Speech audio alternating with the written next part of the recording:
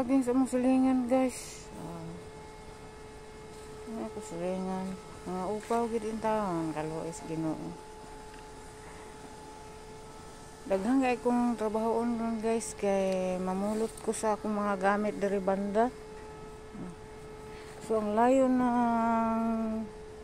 ano nila eh. Oh.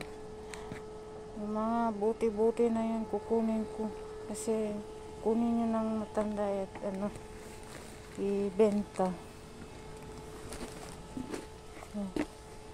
So yung atis ko ito na. Magpulong siguro ko unyang hapon. Ang mga buti na ko guys, nabot na diri guys oh. Ang papaya wala na. Na ano na eh. Natumba. Kawawa yung aking ano tanglad. Grabe. Lakas talaga nun guys. Super.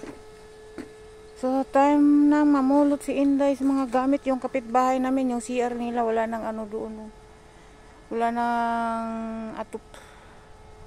Ay.